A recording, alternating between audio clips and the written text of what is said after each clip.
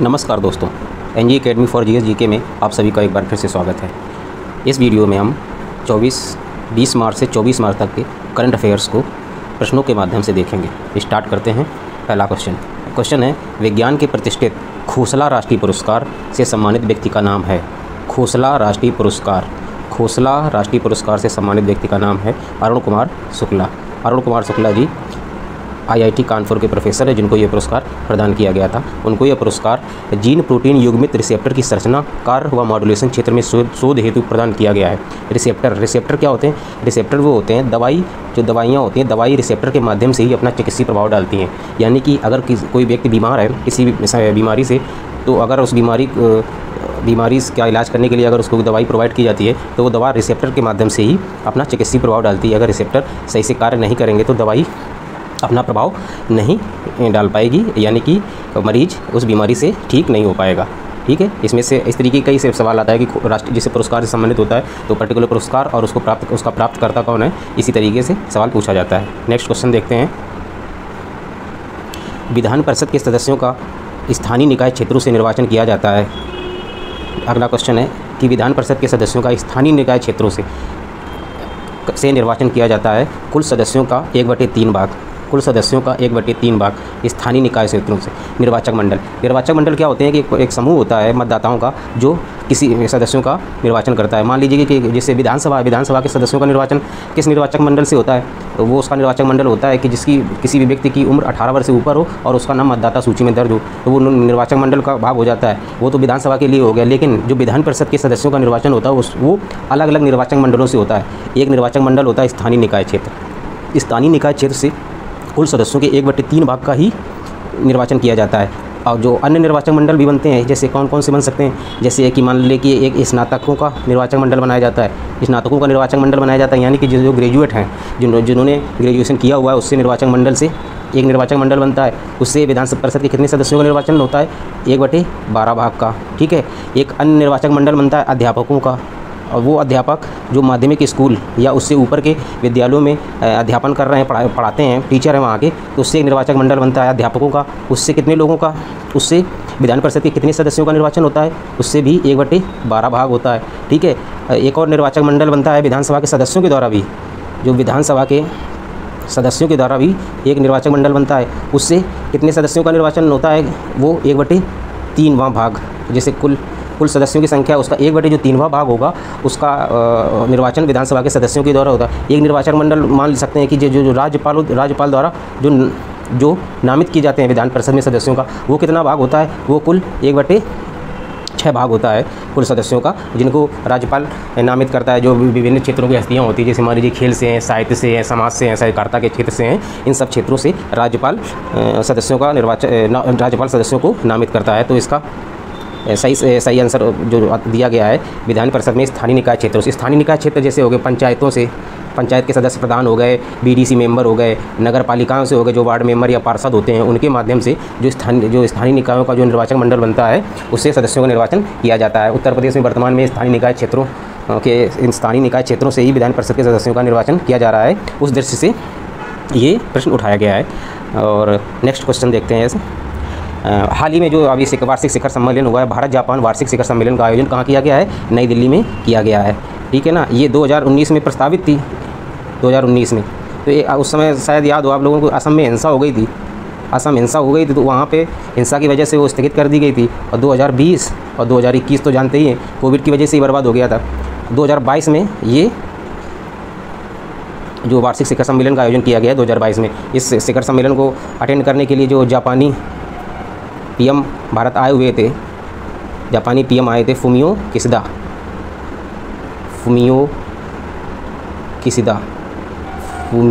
भारत की यात्रा पर आए हुए थे। इसमें से जो बैठक के जो कुछ बिंदु हैं कि उसमें ये है कि अगले 5 वर्षों में लगभग 3.20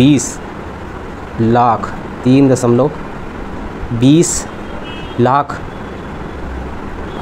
करोड़ रुपए के निवेश का समझौता किया गया है अगले 5 वर्षों में। और एक और चीज़ इसी में कि जो भारत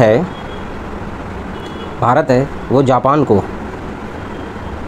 आम का निर्यात करेगा, और जो जापान है वो भारत जो जापान से आयात करेगा किस फल का? सेब का। आम और सेब याद रखना है कि भारत जापान को इसी समझौते, जो शिखर सम्मेलन में समझौते हुए उसमें इस बात की भी सहमति बनी है, समझौता हुआ है कि भारत जापान को आम का निर्यात करेगा और भारत जापान से सेब का आयात करेगा। ठीक है ना, इस शिखर सम्मेलन से 2-3 पॉइंट्स हैं जो हमें याद रखने हैं। ठीक है, नेक्स्ट क्वेश्चन हम देखते हैं कि उत्तर प्रदेश के किन जिलों में PPP यानी कि पब्लिक प्राइवेट पार्टनरशिप मॉडल पर मेडिकल कॉलेज खोलने की अनुमति प्रदान की गई? किन जिलों में दी गई है? संभल और महाराजगढ़ में। उत्तर प्रदेश शासन द्वारा 16 मेडिकल कॉलेज जो निजी क्षेत्रों के माध्यम से, निजी क्षेत्रों के निवेश के माध्यम से खोलने की एक योजना पाइपलाइन में है, वो जो खोलना चाहती है। और उसका उद्देश्य है कि जो प्रत्येक जिला है वहाँ हर एक मेडिकल कॉलेज, प्रत्येक जिले में एक मेडिकल कॉलेज, प्रत्येक जिले में एक मेडिकल कॉलेज खोलने की योजना उत्तर प्रदेश सरकार द्वारा बनाई गई है। उसमें से पहला जो अनुमति दी गई है संभल और महाराजगंज में पब्लिक प्राइवेट पार्टनरशिप के तहत मेडिकल कॉलेज खोलने की अनुमति प्रदान की गई है। ठीक है, नेक्स्ट क्वेश्चन देखते हैं इसी में। वर्ष 2017 से 2021 तक रक्षा सामग्री निर्यातक शीर्ष देश कौन सा है? वो है अमेरिका, जिसकी जो समस्त जो रक्षा सामग्री निर्यात में जो हिस्सेदारी है 38.6% है, ये फर्स्ट नंबर पे है। ठीक है ना, तो सेकंड में कौन है? सेकंड में है अपना रूस। अब अपना नहीं रहा, बेगाना बेचारा हो गया। 18.6% जो कुल निर्यात है उसमें रूस की हिस्सेदारी है वो 18.6% है। नेक्स्ट क्वेश्चन देखते हैं, किस देश की मदद से पूर्वोत्तर में बांस से निर्मित उत्पादों के बाजार विकसित करने पर सहमति बनी है? आंसर है उसका जापान। ये भी उसी में भारत जापान जो वार्षिक शिखर सम्मेलन अभी हाल ही में हुआ है उसमें इस बिंदु पर भी सहमति बनी हुई है कि जापान जो पूर्वोत्तर भारत है उसमें से जो पूर्वोत्तर भारत है वहाँ पर जो बांस से निर्मित जो उत्पाद होंगे उसके बाजार विकसित करने में जापान मदद करेगा। ठीक है, नेक्स्ट क्वेश्चन देखते हैं, वैश्वीकरण युग में मध्यस्थता पर अंतर्राष्ट्रीय सम्मेलन का आयोजन कहाँ किया गया है? दुबई में किया गया है। जो हमारे CGI हैं रमन्ना साहब, उन्होंने इसमें शिरकत की थी। और ये जो सम्मेलन हुआ है इंडियन काउंसिल ऑफ आर्बिट्रेशन द्वारा, जो वैश्वीकरण युग में मध्यस्थता पर जो अंतर्राष्ट्रीय सम्मेलन हुआ है वो किसके द्वारा करवाया गया था? इंडियन काउंसिल ऑफ आर्बिट्रेशन द्वारा। प्लस इसमें और किसका सहयोग लिया गया है? फिक्की के सहयोग से इस सम्मेलन को आयोजित किया गया है। नेक्स्ट क्वेश्चन देखते हैं, एशिया कप 2022 जो T20 प्रारूप है उसका आयोजन कहाँ किया जाएगा? श्रीलंका में किया जाएगा। 2022 में जो एशिया कप का T20 प्रारूप होगा उसका आयोजन श्रीलंका में किया जाएगा। जो नेक्स्ट प्रस्तावित है 2023 में वो कहाँ किया जाएगा? वो किया जाएगा पाकिस्तान में। कहाँ किया जाएगा? पाकिस्तान में। ठीक है, नेक्स्ट क्वेश्चन देखते हैं, CA भवानी देवी किस खेल से संबंधित हैं? ये संबंधित है तलवारबाजी, फेंसिंग से संबंधित हैं। CA भवानी देवी ओलंपियन है, ओलंपिक में भी इन्होंने पार्टिसिपेट किया था। ठीक है ना, नेक्स्ट क्वेश्चन देखते हैं कि किस राज्य ने सरकारी विद्यालयों एवं कार्यालयों में प्लास्टिक बोतल पर प्रतिबंध लगाया है? वो कौन सा राज्य है? उत्तराखंड। ठीक है, नेक्स्ट क्वेश्चन देखते हैं, रेलवे की आधुनिक सुरक्षा प्रणाली का नाम क्या है? रेलवे की आधुनिक सुरक्षा प्रणाली का नाम है कवच। आपने हाल ही में देखा होगा कि जो हमारे रेल मंत्री अश्विनी वैष्णव जी जो रेल का इंजन है उसमें बैठकर उन्होंने लाइव टेस्टिंग इस प्रणाली का, इस सिस्टम का उन्होंने देखा था। ठीक है ना, नेक्स्ट क्वेश्चन देखते हैं, विश्व गौरैया दिवस मनाया जाता है, वो मनाया जाता है 20 मार्च को विश्व गौरैया दिवस मनाया जाता है। गौरैया को तो देखा ही होगा, घरों में सामान्यतः ये अब पाई जाती है। विभिन्न कारणों से इनके जीवन में, इनके आवास में, इनके पारिस्थितिकी तंत्र में खतरा उत्पन्न हो गया है, तो उसके संरक्षण हेतु ये दिवस मनाया जाता है। विश्व गौरैया दिवस 20 मार्च को मनाया जाता है। ठीक है ना, राष्ट्रीय ई विधान एप्लीकेशन लागू कर देश की पहली पेपरलेस विधानसभा बनी है। कौन सी पेपरलेस विधानसभा बनी है? वो बनी है नागालैंड। कौन सी बनी है? नागालैंड बनी है। कितने सदस्यीय विधानसभा? ये 60 सदस्यीय विधानसभा है नागालैंड की, जो पूर्वोत्तर में है। जो पेपरलेस विधानसभा बनी है, राष्ट्रीय ई विधान, नेशनल ई विधान एप्लीकेशन। ठीक है ना, नेक्स्ट क्वेश्चन देखते हैं, वर्ष 2022 में भारत इजराइल राजनयिक संबंधों की स्थापना की कौन सी वर्षगांठ मनाई जा रही है? उसका आंसर है 30वीं भारत इजराइल की। और इजराइल के जो प्रधानमंत्री है नफ्ताली बेनेट, इजराइली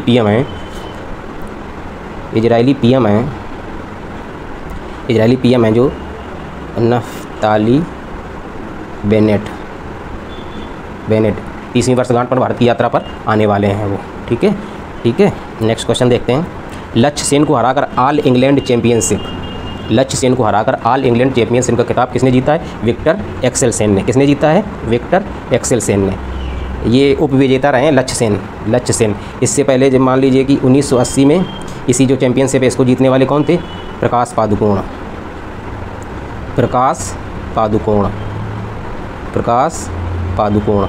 और 2001 में इसी जो चैंपियनशिप थी इसको जीतने वाले कौन थे? पुलेला गोपीचंद। ये महानुभाव हैं लक्ष्य सेन जी, ठीक है। तो लगभग 21-22 वर्षों बाद लक्ष्य सेन इस चैंपियनशिप के फाइनल में पहुंचने वाले भारतीय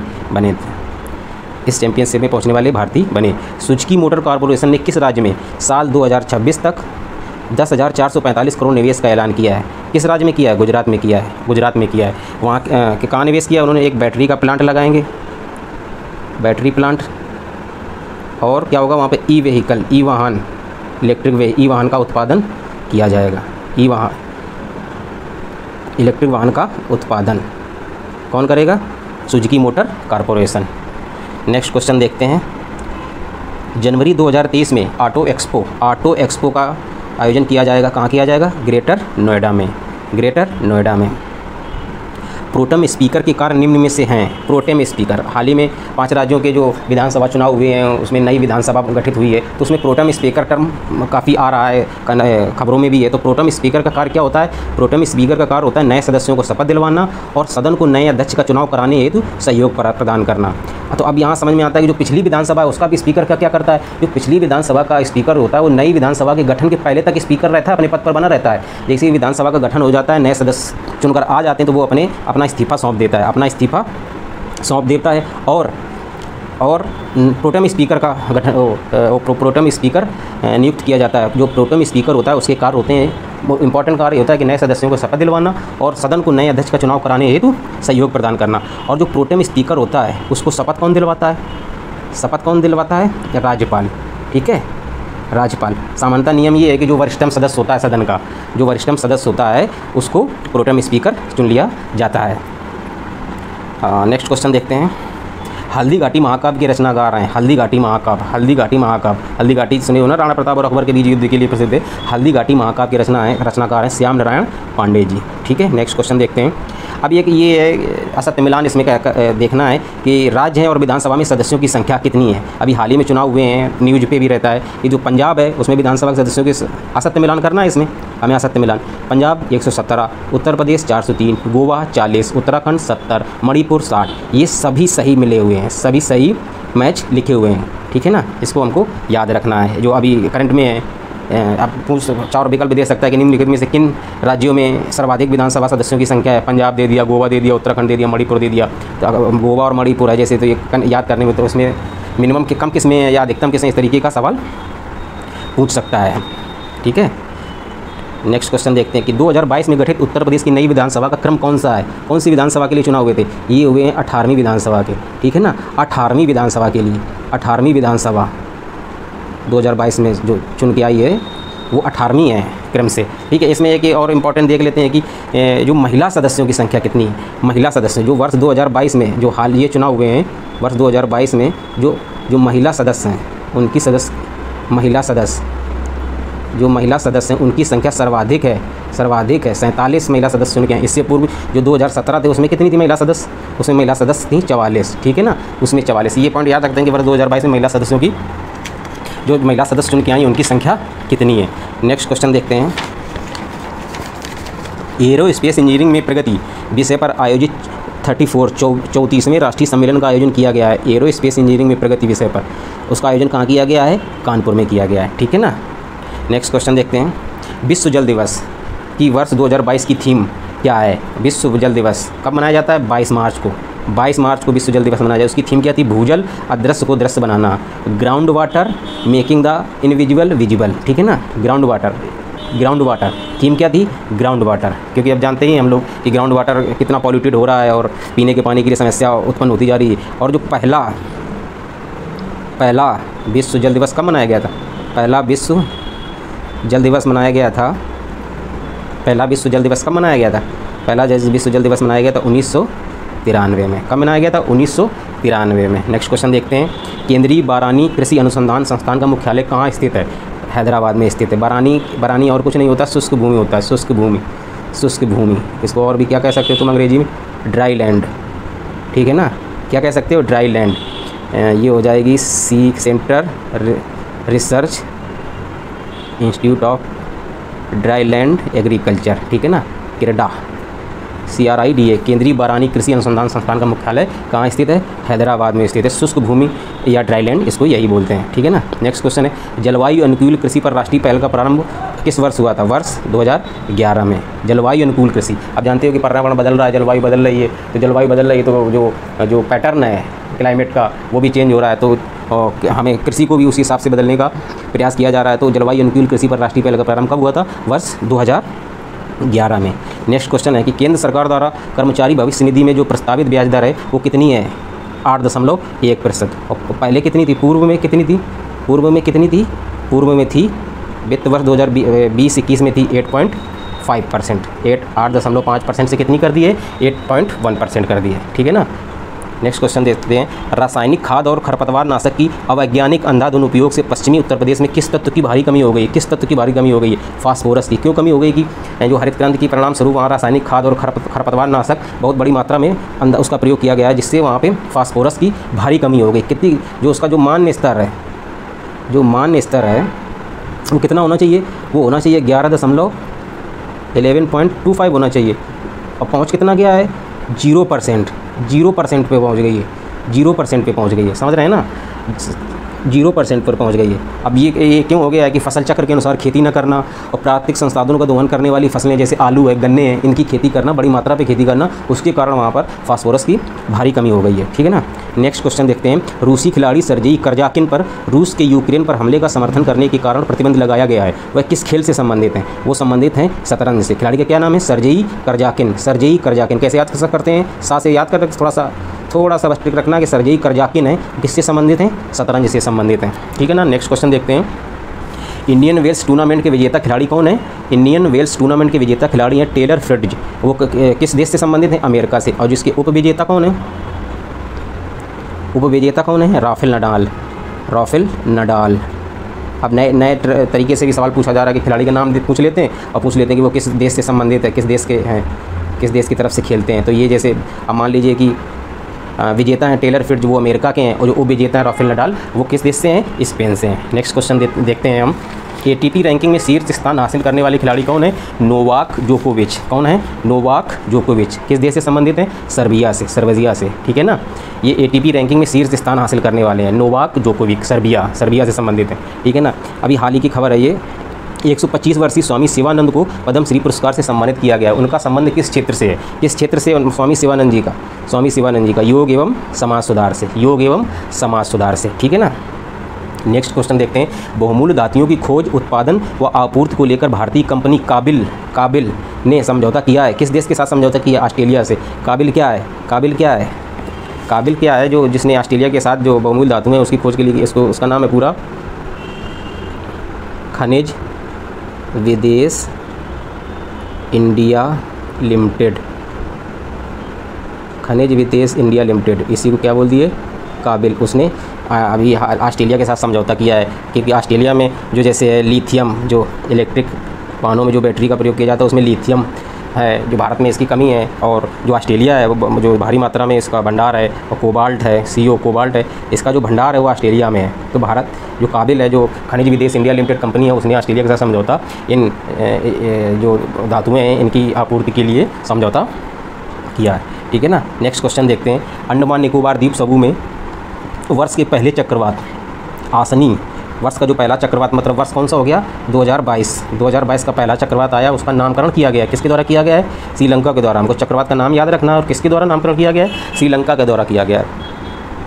अब जैसे इनके नामकरण वाले में क्या होता है कि जैसे हिंद महासागर क्षेत्र के जैसे चक्रवात आते हैं, अब यहाँ तो जैसे जो इस तरीके की तूफ़ान आते हैं उसको चक्रवात कहते हैं। ऑस्ट्रेलिया है वहाँ विली कहते हैं, चीन में उसको टाइफून कहते हैं, और जैसे अमेरिका में इसी तरीके के जो विक्षोभ आते हैं उसको हरिकेन कहते हैं। तो इनका जो नामकरण किया जाता है उसके लिए एक पैटर्न या एक प्रणाली सिस्टम है बना हुआ। जैसे हिंद महासागर क्षेत्र के हैं, तो हिंद महासागर क्षेत्र में जो चक्रवात है उनका नामकरण करने के लिए जो हिंद महासागर क्षेत्र के आसपास के देश हैं, जैसे मान लीजिए कि श्रीलंका है, ठीक है ना, श्रीलंका हुआ, पाकिस्तान हुआ, बांग्लादेश हुआ, बांग्लादेश हुआ, इंडिया हुआ, ईरान हुआ, UAE हुआ, तो ये सब देश हैं। तो ये लोग हर एक देश कुछ नामों की लिस्ट सौंपता है WMO को, वर्ल्ड मेट्रोलॉजिकल ऑर्गेनाइजेशन को, ठीक है ना। वर्ल्ड WMO को ये लोग नाम लिस्ट एक पहले से सौंप देते हैं, और उन्हीं लिस्ट में जैसे मान ली कि वर्तमान में 169 के आसपास 170 नाम उनके पास हैं, और उन्हीं नामों से जो ये देश हैं अल्फ़ाबेटिकल ऑर्डर में वो नाम सेलेक्ट करते हैं, नामकरण करते हैं। जैसे मान ली कि अभी श्रीलंका ने किया है, तो अब इसके बाद कौन सा देश, कौन सा, अब इसके जैसे अब इस बार अभी किया श्रीलंका ने किया है, तो उसके बाद कौन सा देंगे, उसके बाद जो अल्फ़ाबेटिकल ऑर्डर में जिस देश का नाम आएगा, फिर वो देश उन्हीं जो नाम पहले से सौंपे जा चुके हैं, हर एक देश मान लो 5 6 6 8 8 नाम दिया, तो उनके पास एक लिस्ट पहुंच जाती है, उन्हीं में से अल्फ़ाबेटिकल ऑर्डर में कहते रहते हैं आप श्रीलंका क्या, उसके बाद जिस अल्फ़ाबेट का नंबर हुआ वो देश नामकरण करेगा, उसका जो चक्रवात हिंद महासागर क्षेत्र में आएंगे उसी तरीके से नामकरण का पैटर्न फॉलो किया जाता है, ठीक है ना। नेक्स्ट क्वेश्चन देखते हैं। नेक्स्ट क्वेश्चन देखते हैं कि अब फिर वही राज्यों के से संबंधित हैं। अब अभी 5 राज्यों में चुनाव हुए थे, तो अब राज्यपाल की भी भूमिका, राज्यपाल का भी कार्य, अब नई विधानसभा गठित हो रही तो कुछ ना कुछ तो राज्यपाल को करना ही पड़ेगा। तो जो राज्यपाल हैं उनसे कौन किस राज्य से संबंधित है, उनके नाम क्या, किस राज्य में कौन राज्यपाल इस समय है, वो नाम है। जैसे उत्तर प्रदेश आनंदीबेन पटेल, पंजाब बनवारी लाल पुरोहित, उत्तराखंड में है गुरमीत सिंह, गोवा में है PS श्रीधरन पिल्लई, मणिपुर में है ला गणेशन, ठीक है ना। ये सभी नाम सही मैच्ड हैं। बनवारी लाल पुरोहित पंजाब में है, पुरोहित से पंजाब, उत्तराखंड में गुरमीत सिंह है, लेफ्टिनेंट जनरल गुरमीत सिंह, गोवा में है PS श्रीधरन पिल्लई, ठीक है ना, और मणिपुर में है ला गणेशन, मणिलाल गणेश जी के यहाँ से। तो ये सही, बिल्कुल ये सही मिले हुए हैं, ठीक है। नेक्स्ट क्वेश्चन देखते हैं। केंद्रीय कैबिनेट ने दिल्ली के तीनों नगर निगमों के एकीकरण को हरी झंडी दी है। ये इन निगमों का बंटवारा कब हुआ था? वर्ष 2011 में इन निगमों का बंटवारा हुआ था, और इसको पूर्वी दिल्ली नगर निगम और क्या कर दिया गया था, उत्तरी दिल्ली नगर निगम, दक्षिणी दिल्ली नगर निगम। अब तीनों नगर निगमों को मिला दिया गया है, और मिलाने का एक ही फिर से बना दिया जाएगा, तो एक ही नगर निगम, दिल्ली नगर निगम फिर से हो जाएगा, ठीक है ना। हाल ही में उत्तराखंड में समान नागरिक संहिता लागू करने की बात कही गई है। समान नागरिक संहिता, यूनिफॉर्म सिविल कोड, इसकी बात कही गई है।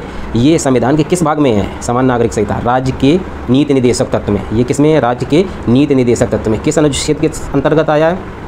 अनुच्छेद 44 के अंदर। तो समान नागरिक संहिता में क्या होता है, जो विषय होते हैं समान नागरिक संहिता से संबंधित होते हैं, जो विषय मान लेते हैं, जैसे कि होता है शादी से जैसे तलाक, ये विषय कि एक समान तलाक होना चाहिए, लोग जैसे कोई पति पत्नी है किसी भी आधार पर उनमें अलग अलग भेद नहीं होना चाहिए। जैसे उत्तराधिकार संबंधित जो विषय हैं वो समान नागरिक संहिता में ये सब शामिल किया जाता है। लेकिन एक इसमें संवैधानिक प्रश्न उठ रहा है कि क्या राज्य समान नागरिक संहिता के विषय में कानून बना सकते हैं? तो अब जैसे ये तीनों विषय हैं, शादी से संबंधित, तलाक, उत्तराध, ये सब किस में आते हैं? समवर्ती सूची में आते हैं। किस में आते हैं? समवर्ती सूची में। और समवर्ती सूची में क्या होता है कि समवर्ती सूची में जो भी विषय होते हैं उसमें राज्य और केंद्र समान रूप से उसमें कानून बना सकता है। और लेकिन अगर किसी एक विषय पर दोनों ने कानून बना दिए तो फिर किसका कानून माना जाएगा? केंद्र का माना जाएगा। लेकिन अनुच्छेद जो 44 है, वो क्या कहता है? पूरे देश के में समान नागरिक संहिता की बात करता है, पूरे देश में, एक किसी राज्य की बात नहीं करता है, पूरे देश की बात करता है। तो इसमें एक संवैधानिक जो टकराव की स्थिति है या संवैधानिक कन्फ्यूजन की स्थिति है वो पैदा हो रही है। वो आगे चल के या न्यायपालिका के माध्यम से या खुद ही केंद्र सरकार स्पष्टीकरण दे तो उसमें वो चीज़ क्लियर हो जाएगी। लेकिन हमको ये याद रखना है, जो अभी चल भी रहा है, खबरों में भी आता है, समान नागरिक संहिता, यूनिफॉर्म सिविल कोड के बारे में कई समूह मांग करते हैं, कई राजनीतिक दल मांग करते हैं समान नागरिक संहिता लागू करने की। तो हमको याद रखना कि राज्य के नीति निर्देशक तत्व में है और ये अनुच्छेद 44 के अंदर भारतीय संविधान में दिया हुआ है, ठीक है ना। अब नेक्स्ट क्वेश्चन देखते हैं। राष्ट्रीय राजमार्ग में टोल कलेक्शन हेतु कम से कम कितनी दूरी निर्धारित की गई है? अभी जो परिवहन मंत्री नितिन गडकरी ने उन्होंने संसद में वक्तव्य दिया कि 60 किलोमीटर जो कम से कम दूरी होगी, 60 किलोमीटर के बाद ही टोल टैक्स देना पड़ेगा। वर्तमान में जो भी टोल कलेक्शन सेंटर या टोल टैक्स के जो बने हुए टोल नाके अगर 60 किलोमीटर के अंदर हैं तो उनको समाप्त कर दिया जाएगा, ख़त्म कर दिया जाएगा। उनकी दूरी 60 किलोमीटर या उससे ज़्यादा ही रखी जाएगी, ठीक है ना। 30 मार्च 1931 को भगत सिंह, राजगुरु और सुखदेव को फांसी दी गई थी। उन्हें किस केस के तहत मृत्युदंड दिया गया था? लाहौर षड्यंत्र केस। कौन सा? लाहौर षड्यंत्र केस। लाहौर षड्यंत्र केस के तहत उनको फांसी दी गई थी। लाहौर षड्यंत्र केस में क्या हुआ था कि साइमन कमीशन की घोषणा हो गई थी, साइमन कमीशन आ भी गया था, तो लाहौर में उसका विरोध प्रदर्शन कर रहे थे। और विरोध प्रदर्शन का नेतृत्व कौन कर रहा था? विरोध प्रदर्शन कर रहे थे लाला लाजपत राय साहब कर रहे थे। उस विरोध प्रदर्शन में सैंडर्स नाम का अधिकारी था, ब्रिटिश अधिकारी, उसने लाठीचार्ज का आदेश दे दिया और लाला लाजपत राय के सर में गंभीर चोट आ गई। गंभीर चोट आने के बाद उनकी मृत्यु हो गई। तो इन लोगों ने इन लोगों ने, भगत सिंह, चंद्रशेखर आज़ाद, राजगुरु ने, इन लोगों ने सैंडर्स की हत्या का योजना बनाई और उसकी हत्या कर दी। उनमें से बाकी लोग, चंद्रशेखर को छोड़कर भगत सिंह, राजगुरु, ये लोग गिरफ्तार कर लिए गए। ठीक है ना। ये लोग भगत सिंह, राजगुरु, चंद्रशेखर, इन लोगों ने हत्या की। और उसके बाद क्या हुआ कि उन्होंने जो भगत सिंह और राजगुरु और भगत सिंह और बटुकेश्वर दत्त थे, वो उन लोगों ने उनकी गिरफ्तारी कहाँ हुई थी? उन्होंने जो केंद्रीय विधानसभा में बम फेंका था, उसके बाद उनकी गिरफ्तारी हो गई। फिर केस चलाया गया। अब उसमें बम फेंकने में कोई एतराज़ तो हुआ था, तो उसमें मृत्युदंड जैसा कोई इतना गंभीर सज़ा नहीं दी जाती। दोनों लाहौर षड्यंत्र केस उनके ऊपर चलाया गया और उनको उस पर फांसी दी गई। तो हाल ही में एक और इसी में पॉइंट जोड़ सकते हैं कि भगत सिंह का जो इसमें क्या जोड़ सकते हैं कि इनका जन्म कब हुआ था? भगत सिंह का जन्म हुआ था, जन्म दिवस मनाया जाता है 27 सितंबर को मनाया जाता है। इनका जन्म हुआ था 27 सितंबर 1907 को। उनके गांव का नाम क्या था? आज हाल ही में चर्चा में भी रहा था उनका गांव का नाम था खटकड़ कलां, जो पंजाब में हाल में ही जो मुख्यमंत्री बने भगवंत मान, उन्होंने इसी गांव में शपथ लिए, भगत सिंह के गांव में ही शपथ लिए। ठीक है ना। नेक्स्ट क्वेश्चन देखते हैं। जर्मनी की डिजिटल मार्केटिंग कंपनी ऑडिटी का 419 करोड़ में अधिग्रहण करने वाली भारतीय सूचना प्रौद्योगिकी कंपनी कौन सी है? इन्फोसिस है। ठीक है ना, इन्फोसिस है। नेक्स्ट क्वेश्चन देखते हैं कि भारतीय नागरिकों की जनगणना किस अधिनियम के प्रावधानों के तहत की जाती है? किस अधिनियम के प्रावधानों के तहत की जाती है? जनगणना अधिनियम 1948। जनगणना अधिनियम 1948। जो हमारी 2011 की जनगणना थी, वो उसका क्रम कौन सा था? 2011 की जो जनगणना थी उसका क्रम कौन सा था? वो 16वीं जनगणना थी। कौन सी जनगणना थी? 16वीं जनगणना। और उसका जो थीम थी, उसका क्या नाम था? विषय क्या था? हमारी जनगणना हमारा भविष्य। ठीक है, हमारी जनगणना हमारा भविष्य। अब 17वीं जनगणना की तैयारी हो रही है, तो उस दृष्टि से ये सवाल बनाया गया था। भारतीय नागरिकों की जनगणना किस अधिनियम के प्रावधानों के तहत की जाती है? और जनगणना विषय किससे संबंधित है? केंद्र के विषय से संबंधित है। ठीक है ना। अब नेक्स्ट क्वेश्चन देखते हैं। रेटिंग एजेंसी फिच ने वित्त वर्ष 2022-23 के लिए विकास दर, भारत का जो विकास दर है उसके अनुमान को 10.3% से कम करके कितना कर दिया है? 8.5% कर दिया है। एक और जो रेटिंग एजेंसी है मूडीज, उसने जो भारत की विकास दर का अनुमान है कितना कर दिया है? 9.5% से उसने कर दिया 9.1%। अब इससे जो रेटिंग एजेंसी हैं जैसे फिच है, मूडीज़ है, ये जो विकास दर है इसका अनुमान करती हैं पर्टिकुलर देश की। इसका तो क्या महत्व? इसका महत्व ये होता है कि जो अंतर्राष्ट्रीय वित्त संस्थान होते हैं, जिससे जो कोई देश होता है जो कर्जा लेता है, वो कर्जा लेना इसी जो रेटिंग एजेंसी है उनके अनुमानों के आधार पर वो लोग कर्जा देते हैं कि हाँ की संभावना है इस देश में विकास करने की, तो इसको आसानी से कर्ज मिल जाता है। तो ये उस दृष्टि से महत्वपूर्ण होती है इनकी रेटिंग। अब एक खबर चल रही कि नई पर्यटन नीति को जल्द मंजूरी मिलने की संभावना है। इससे पूर्व पर्यटन नीति कब लाई गई थी? इससे पूर्व जो पर्यटन नीति लाई गई थी 22 साल पहले, वर्ष 2002 में। नेक्स्ट क्वेश्चन है। केंद्र सरकार ने सुजलाम 2.0 केंद्र सरकार ने सुजलाम 2.0 की शुरुआत की है। सुजलाम का संबंध है उस किससे संबंध है? सुजलाम अभियान का ग्रामीण क्षेत्रों में घरों से निकलने वाले गंदे पानी को रिसाइकिल कर उपयोग पर जागरूकता। जो घरों से जो हमारा वेस्ट पानी निकलता है उसको रिसाइकिल करो, यानी तो उसका उपयोग कर सकते हैं, जैसे बागवानी में पेड़ पौधों के लिए या दूसरे साफ़ सफाई के लिए, फिर से पशुओं के लिए इस्तेमाल कर सकते हैं। इस तरीके से जो गंदा पानी निकलता है घरों में उसका रिसाइकिल करके उपयोग कर सकते हैं, पानी की बचत कर सकते हैं। ठीक है ना। सुजलाम अभियान का संबंध किससे है? वेस्टेज जो बैटर ग्रामीण क्षेत्रों में घरों से निकलता है उसके रिसाइकिल से संबंधित है। ठीक है ना। नेक्स्ट क्वेश्चन देखते हैं। वर्ष 2022 के अंत में फीफा अंडर 17 महिला विश्व कप का आयोजन किया जाएगा। कहाँ किया जाएगा? इसका आयोजन किया जाएगा भारत में। ठीक है ना। कहाँ किया जाएगा? भारत में किया जाएगा। नेक्स्ट क्वेश्चन देखते हैं। धरती की सबसे गहरी जगह मारियाना ट्रेंच, उसकी गहराई कितनी? लगभग 16 किलोमीटर। सतह से कितनी? 16 किलोमीटर। किस महासागर में स्थित है? इसका आंसर है प्रशांत महासागर में। ठीक है। ये मैरियाना ट्रेंच, जैसे ये प्रशांत महासागर है ना, बस पूर्वी प्रशांत महासागर में। यहाँ देखो, ये देखो प्रशांत, ये है मैरियाना ट्रेंच। ये अपन जब आप मैप में देखें ना, जैसे जापान है, ताइवान है, फिलीपीन है, तो ये वाला जो बेल्ट है इसके ये यहाँ पे स्थित है। ठीक है, तो यहाँ पे स्थित है। तो हम इसको देख सकते हैं कि मैरियाना ट्रेंच की जो लोकेशन है वो कहाँ है। जो पापुआ न्यू गिनी हुआ, इंडोनेशिया, फिलीपीन, ताइवान और जापान, ये मैरियाना ट्रेंच जो प्रशांत महासागर में स्थित है। ठीक है ना। नेक्स्ट क्वेश्चन देखते हैं। नेक्स्ट मस्तिष्क के स्रावित होने वाला रसायन है कौन सा है? जैसे डोपामाइन, वो किससे संबंधित है? डोपामाइन संबंधित है, किससे संबंधित है?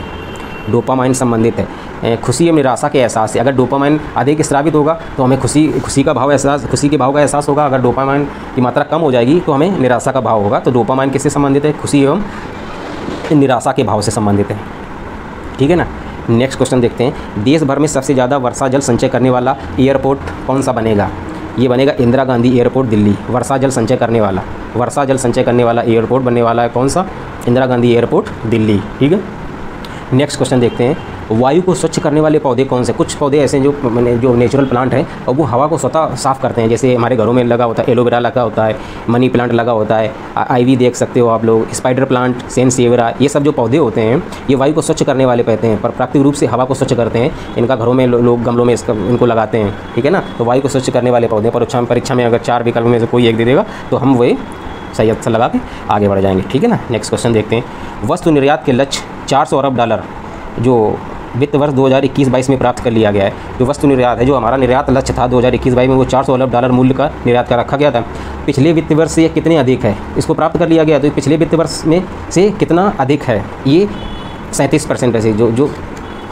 जो कितना अधिक है? 37% अधिक है। जो हमारा जो वस्तु निर्यात जो हमारा वर्ष 2020-21 में कितना था? लगभग 292 अरब डॉलर का हुआ था, ठीक है ना। 292 अरब डॉलर का हुआ था, 292 और 2021-22 में कितना का हो गया? 400 अरब डॉलर का। तो कितने प्रतिशत अधिक हो गया हमारा? 37% अधिक हो गया वस्तु निर्यात पिछले वित्त वर्ष से वर्तमान वित्त वर्ष में, ठीक है ना।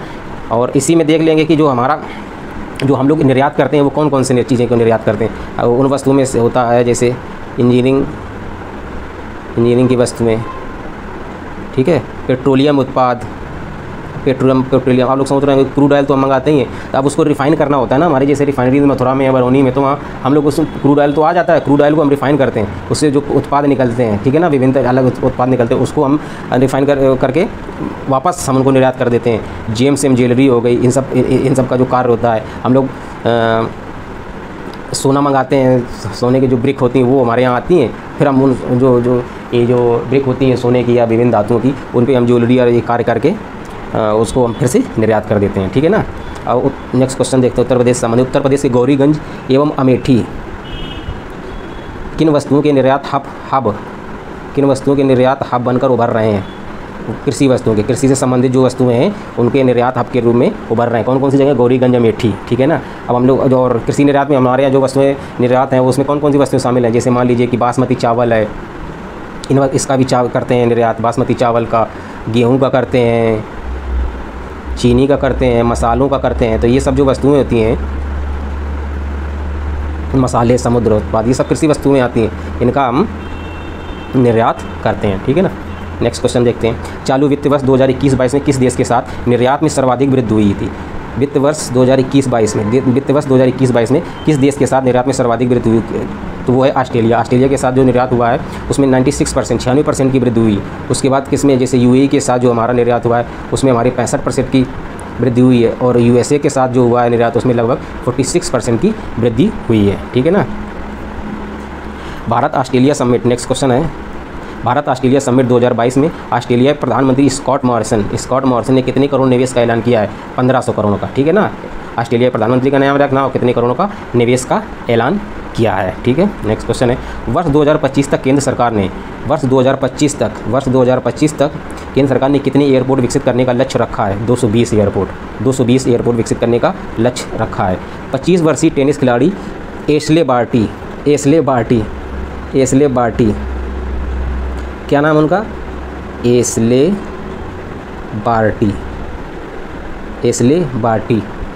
बार्टी ने संन्यास की घोषणा की है। वह किस देश से संबंधित हैं? ऑस्ट्रेलिया से, ठीक है, ऑस्ट्रेलिया से। नेक्स्ट क्वेश्चन देखते हैं, PM मोदी ने विप्लवी भारत गैलरी का उद्घाटन किया है। ये कौन सी गैलरी? विप्लवी, ठीक है, विप्लवी भारत गैलरी का उद्घाटन किया है। गैलरी कहाँ पर स्थित है? कोलकाता में। नेक्स्ट क्वेश्चन देखते हैं, विश्व क्षय रोग दिवस मनाया जाता है। कब मनाया जाता है? 24 मार्च को। विश्व क्षय रोग दिवस मनाया जाता है, कब मनाया जाता है? 24 मार्च को। इसी को क्या बोलते हैं हम लोग? TB day. ये विश्व क्षय रोग दिवस मनाया जाता है 24 मार्च को। 24 मार्च को जो एक जर्मन विज्ञानी थे, उनका नाम है रॉबर्ट कूच। उन्होंने जो बैक्टीरिया है टीबी का, ट्यूबरकुलोसिस बैक्टीरिया, उसकी खोज की थी उसी दिन, ठीक है ना। उसी उसमें TB day, world TB day मनाया जाता है 24 मार्च को। नेक्स्ट क्वेश्चन और इस वीडियो में इतना ही। 20 से 24 मार्च तक के जो करंट अफेयर्स है उनको प्रश्नों के माध्यम से हम लोगों ने देखा है, और अगले जो वीडियोज़ आएंगे आप लोगों के लिए अपलोड कर दिए जाएंगे। अगर वीडियो अच्छा लगा हो तो चैनल को सब्सक्राइब करें, लाइक करें और शेयर करें। धन्यवाद। जय हिंद।